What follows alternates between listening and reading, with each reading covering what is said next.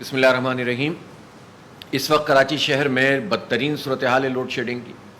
کہیں پر 5 گھنٹے، کہیں 10 گھنٹے، کہیں 12 اور 14 گھنٹے کی لوڈ شیڈنگ ہو رہی ہے، اور گرمی بھی شدید ہے، ہیومیڈیٹی کا لیول بہت بڑا ہوا ہے، اور اس میں صورتحال یہ ہے کہ الیکٹرک بجلی کی سپلائی میں ٹوٹلی ناکام ہو گیا، اور اس کے نتیجے میں جو بحران ہے وہ یہ ہے کہ پہلے ہی مریض بے تحاشا اس وقت شہر میں موجود ہیں، اموات ہو رہی ہیں، کورونا کے مریض موجود ہیں بے تحاشا، سینکڑوں نہیں ہزاروں کی تعداد میں لوگ گھروں میں کوارنٹائن ہیں، اور اس میں جب لائٹ نہیں ہوتی تو آپ سوچ سکتے ہیں کہ کیا سچویشن جو ہے وہ پیدا ہو جاتی ہے۔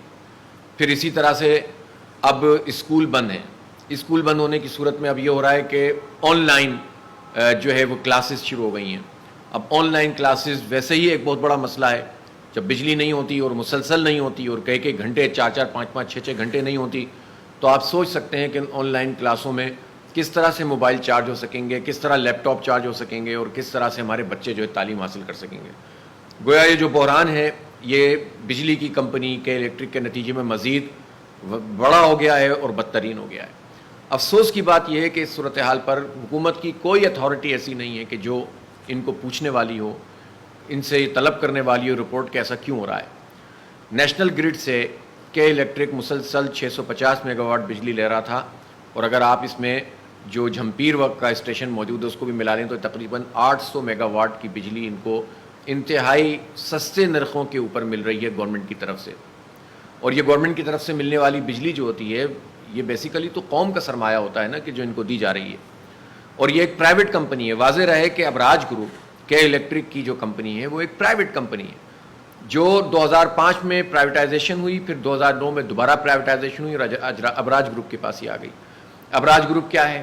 ابراج گروپ ایک ایسی کمپنی ہے کہ جو کے الیکٹرک کو اس نے رجسٹر کرایا ہوا ہے ایک آف شور کمپنی کے طور پر کیمن آئلینڈ کے اندر، اور ابراج گروپ کا جو فاؤنڈر سی ای او ہے وہ عارف نقوی ہے، اور سب جانتے ہیں کہ وہ بدنام زمانہ کرپٹ ترین انسان ہے، کہ جس کو دبئی میں پینلٹی لگ گئی، جو انگلینڈ میں جو ہے وہ اس وقت گرفتار ہوا اور اب ہاؤس اریسٹ ہے ایک طرح سے۔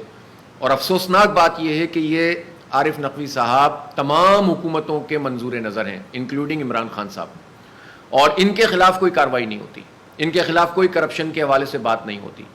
آئی پی پیز کی اور یہ جو بھی پاور سیکٹر کی ایک رپورٹ سامنے آئی تھی اس کو بھی دبا دیا گیا، اس میں بھی کے الیکٹرک کو ایک طرف رکھ دیا گیا، اور آئندہ بھی یہ رپورٹ جب سامنے آئے گی تو ہمیں پوری توقع ہے کہ کیونکہ احسان مند ہے پی ٹی آئی بھی اور نون لیگ بھی اور پیپلز پارٹی بھی ابراج گروپ کے فاؤنڈر سی ای او کی، چونکہ انہوں نے الیکشنز میں یہ فنڈنگ کرتے رہے ان لوگوں کو اور مختلف طرح سے اوبلائج کرتے رہے، خاص طور پر پی ٹی آئی کی فنڈنگ تو بالکل واضح ہے اور اس کی کوئی تردید آج تک پی ٹی آئی نے نہیں کی ہے، تو اس سے پتہ چلتا ہے کہ کتنے لمبے ان کے ہاتھ ہیں، اب یہ شہریوں کے ساتھ جو چاہیں سلوک کریں۔ یہ کراچی شہر کا ادارہ کئی ایسی تھا، اس سے لوگوں کو یقیناً کچھ شکایات تھیں، لیکن ایسی بدترین صورتحال تو نہیں تھی۔ بڑے سنہرے خواب دکھائے گئے تھے کہ یہ جب پرائیویٹائز ہو جائے گا ادارہ تو اس میں 4 چاند لگ جائیں گے اور پورے ملک سے الگ سے کوئی چیز ہو جائے گی، لیکن ہمیں پتہ چلا 2005 میں جب یہ کمپنی پرائیویٹائز ہوئی تھی تو اس کو جو ہے وہ ہم بار بار یہ کہتے ہیں کہ کھمبوں کی قیمت کے برابر میں اس کو جو ہے وہ پرائیویٹائز کر دیا گیا تھا 16 ارب روپے میں، اور اب سچویشن یہ ہے کہ مسلسل اس سے 35 ارب روپے، 40 ارب روپے، 30 ارب روپے پروفٹ کماتی ہے یہ کے الیکٹرک کی جو کمپنی ہے ابراج گروپ، ان کو پروفٹ پورا مل رہا ہے۔ اور ہمارے ساتھ کیا صورتحال ہے؟ بل ہمارے بڑھ کر آ رہے ہیں لیکن بجلی ہمیں پوری نہیں مل رہی ہے۔ اس وقت بھی آپ کورونا میں جو بدترین صورتحال تھی، بڑا وفاقی حکومت نے دعویٰ کیا، بڑا صوبائی حکومت نے دعویٰ کیا کہ بل ہمارے معاف ہو جائیں گے، ڈیفرڈ ہو جائے گی پیمنٹ، اور یہ ہو جائے گا اور وہ ہو جائے گا، اور پتہ چلا کہ جو خود مئی کے بل آئے اس میں بے تحاشا اضافہ کر دیا گیا، ایوریج بل کے نام پر جو ہے اتنا زیادہ بل کر دیا گیا کہ اب لوگ جو ہیں وہ پریشان ہیں۔ افسوسناک بات یہ ہے کہ لوگ جب ان کی آئی بی سیز میں جاتے ہیں تو وہاں پر کوئی پوچھنے والا نہیں ہوتا، یہ بہانہ بنا دیتے ہیں کہ کورونا ہے لوگ جمع نہیں ہو سکتے۔ اب جس کا 15,000 20,000 50,000 1 لاکھ روپے بل بنا کے بھیج دیا، اب اس کی بجلی کاٹنے آ جائیں گے، اور وہ اب کرانا چاہتا ہے کہ اس کو ٹھیک کروائے تو سننے والا کوئی نہیں ہے، اور سن بھی لیتے ہیں تو عمل نہیں ہوتا۔ تو یہ شہری جائیں تو کہاں جائیں؟ نہ صوبائی حکومت سنتی ہے، نہ کوئی بلدیاتی حکومت ہے کہ جو وہ تو کہتے ہیں ہمارے پاس اختیار کوئی نہیں ہے، جس کا مطلب ہے تو وہ دستبردار ہو گئے پوری سیاست سے بھی اور عوامی ایشوز سے بھی۔ پھر پیپلز پارٹی جو کچھ کر رہی ہے وہ سب کے سامنے سندھ حکومت میں، اور جو وفاقی حکومت پی ٹی آئی کی جس کی 14 ایم این اے اس شہر کے اندر موجود ہیں، لیکن کوئی ایک آواز ان کی طرف سے نہیں آتی کہ یہ شہریوں کے لیے کوئی آواز اٹھا سکیں۔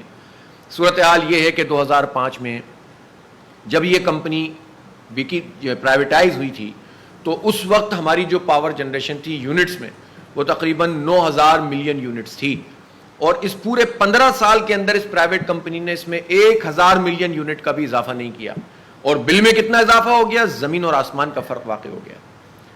اور لوڈ شیڈنگ جتنی اس وقت تھی اس سے کہیں زیادہ ہے.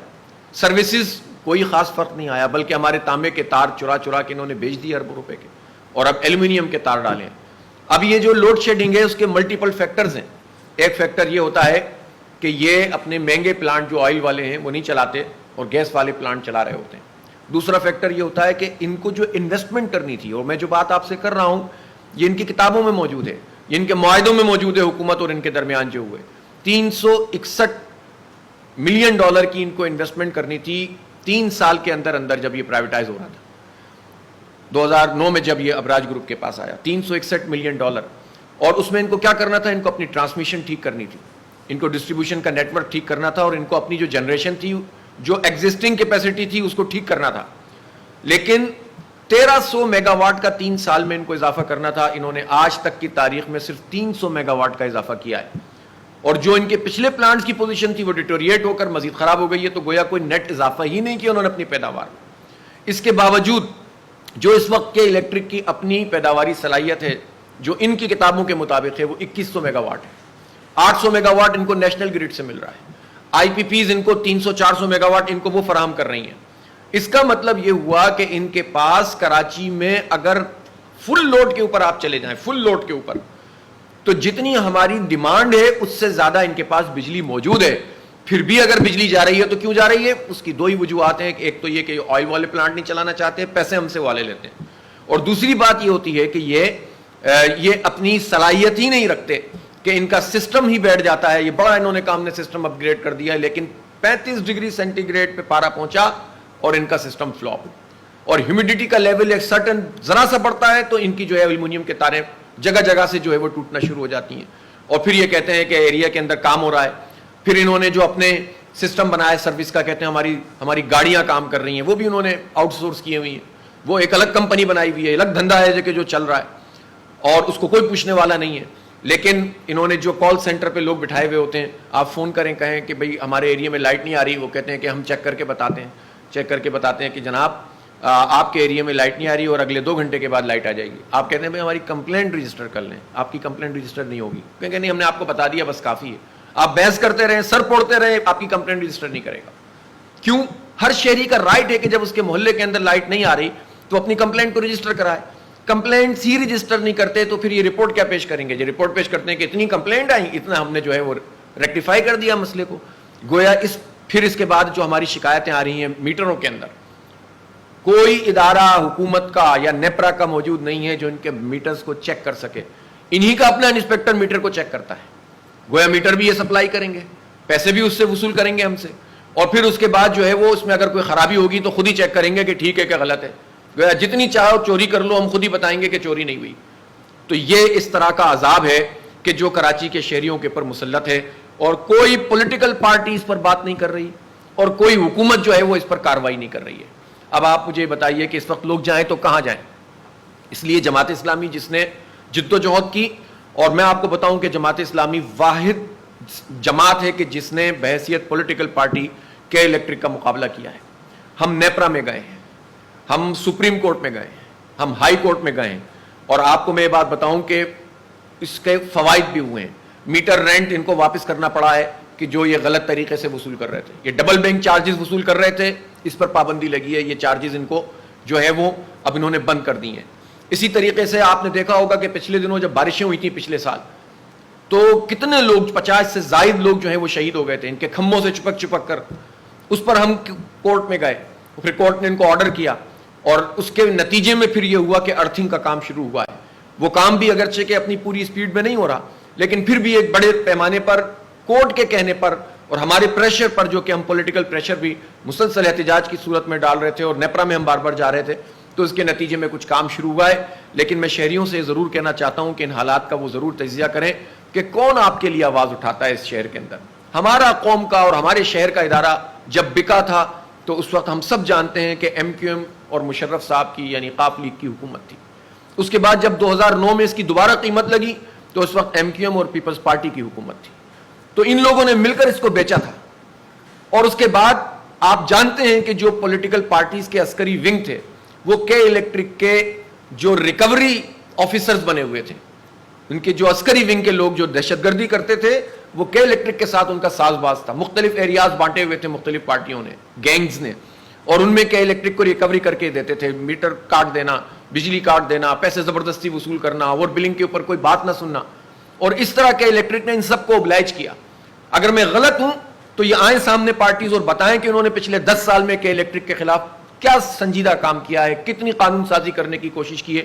یہ حکومتوں میں شامل ہوتے ہیں تو ان کا لائسنس کینسل کیوں نہیں کرواتے کے الیکٹرک کا؟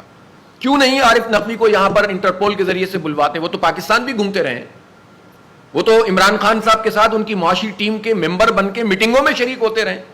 تو ان پارٹیز نے اس کو کیوں نہیں پکڑا کہ جو ہمیں اتنا لوٹتا ہے، جو ہم سے پروفٹ لے لیتے ہیں؟ اب میں آپ کو بتاؤں کہ ایک تو وہ پروفٹ ہے جو کتابوں میں شو کر رہے ہیں، جو آڈٹ رپورٹ میں شو کرتے ہیں. ہم سب جانتے ہیں کہ ہمارے ملک میں آڈٹ رپورٹس کیا ہوتی ہیں، اسی لیے ہم بار بار مطالبہ کرتے ہیں کہ فورینسک آڈٹ ہونا چاہیے تاکہ پتہ چلے کہ فورینسک آڈٹ کے اندر جو ہے وہ دودھ کا دودھ پانی کا پانی ہو، ایک ایک چیز کو دیکھا جائے. اور پھر ہم سمجھتے ہیں کہ یہ جو ادارہ ہے یہ صرف یہی 35 ارب روپے نہیں لے رہا ہم سے پروفٹ کا، بلکہ ان کو جو نیشنل گرڈ سے 800 میگا واٹ بجلی ملتی ہے جس کی قیمت 4 روپے سے 8 روپے تک ان کو ہوتی ہے پر یونٹ، اگر اس کو آپ نکالیں، اور یہ تقریباً ہم سے 20 سے 25 روپے اگر ایوریج نکالیں، چلیں ٹیکسز بھی نکال دیں تو ان کو 16-17 روپے پر یونٹ جو ہے وہ ملتا ہے. گویا یہ نیٹ پروفٹ 800 میگا واٹ جو بجلی کی سپلائی کا ہے پر یونٹ اگر آپ اس کا نکال لیں تو ان کو ملتا ہے جو 40-45-50 ارب روپے تک جاتا ہے. یہ پیسے الگ ان کو مل رہے ہیں. ابھی آپ نے دیکھا کہ پاکستانی اسٹیل کے بارے میں بڑی باتیں کی حکومت نے، اور پھر بالآخر کیا کیا کہ ہمیں پیسے دینے پڑ رہے ہیں اس لیے ہم اس کو بند کر دیتے ہیں، نچکاری کر دیتے ہیں. وہ تو ایک الگ موضوع ہے کہ کیوں نچکاری کر دیتے ہیں، اس کو چلاتے کیوں نہیں جب آپ نے اعلانات کیے تھے تو. اور آپ نے کہا ملازمین بوجھ ہیں، تو ملازمین سے جب کام ہی نہیں لوگے تو وہ بوجھ بن جائیں گے، کام لوگے تو وہ ایفیشنسی دکھائیں گے. جو کام نہیں کرو اسے باہر کر دیجئے آپ. تو آپ تو جب چلائیں گے ہی نہیں یونٹ کو، انویسٹمنٹ ہی اس کے اندر نہیں کریں گے تو یہی ہوگا. لیکن ایک طرف آپ یہ کہتے ہیں کہ ہم پر بوجھ ہے، اور مارچ 2020 میں اسی پاکستان تحریک انصاف کی حکومت نے، اسی کی کیبنٹ اور ای سی سی نے یہ فیصلہ کیا کہ 26 ارب روپے کی ایڈوانس سبسڈی دی گئی ہے کے الیکٹرک کو.